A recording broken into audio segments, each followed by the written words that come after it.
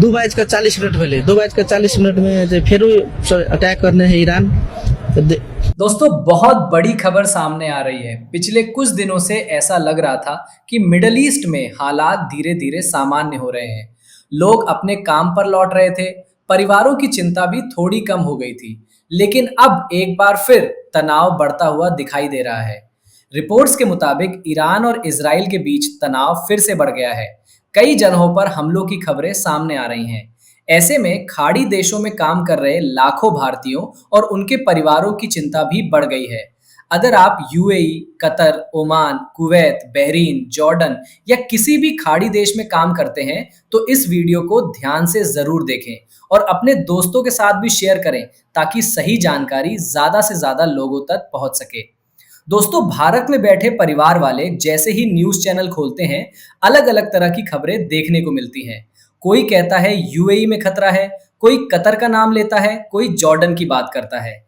ऐसे में सबसे ज्यादा चिंता उन माँ बाप, पत्नी और बच्चों को होती है जिनके अपने लोग विदेश में काम कर रहे हैं।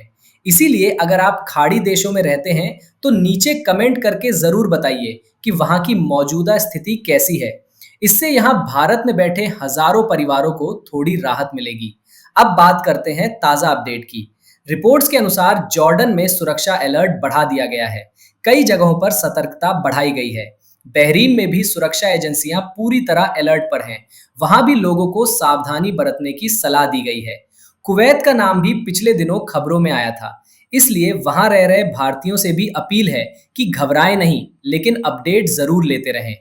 यूएई की बात करें तो वहां की सुरक्षा एजेंसियां पूरी तरह सतर्क हैं। एयर स्पेस और अहम जगहों पर निगरानी बढ़ाई गई है। फिलहाल लोगों से कहा जा रहा है कि अफवाहों पर ध्यान ना दें और सिर्फ आधिकारिक जानकारी पर भरोसा करें। अब सबसे जरूरी बात, भारतीय दूतावास और विदेश मंत्रालय समय समय पर एडवाइजरी जारी करते हैं। अगर आप किसी भी खाड़ी देश में रहते हैं तो अपने भारतीय दूतावास के आधिकारिक सोशल मीडिया पेज और वेबसाइट को जरूर फॉलो करें। लोकल गवर्नमेंट जो निर्देश दे उसी का पालन करें। किसी भी अफवाह को आगे ना बढ़ाएं। बिना पुष्टि की हुई खबरों को शेयर ना करें। और दोस्तों, एक पर्सनल बात जो मैं कहना चाहूंगा, ऐसी स्थिति में कंपनियों को अपने कर्मचारियों के पासपोर्ट उनके पास रखने चाहिए, क्योंकि बहुत सारी कंपनियां कर्मचारियों के पासपोर्ट अपने पास रख लेती हैं। अगर कभी अचानक इमरजेंसी जैसी स्थिति बन जाए तो कर्मचारी के लिए अपने देश लौटना मुश्किल हो सकता है। अगर पासपोर्ट आपके पास होगा तो जरूरत पड़ने पर आप आसानी से यात्रा कर सकते हैं। दोस्तों, मेरा मकसद डर फैलाना नहीं है। मेरा मकसद सिर्फ सही जानकारी आप तक पहुंचाना है ताकि आप सतर्क रहें, सुरक्षित रहें और अपने परिवार को भी सही अपडेट दे सकें। अगर आप खाड़ी देश में रहते हैं तो नीचे कमेंट करके जरूर बताइए कि वहां का माहौल कैसा है। क्या सब कुछ सामान्य चल रहा है? आपकी एक जानकारी हजारों परिवारों की चिंता कम कर सकती है।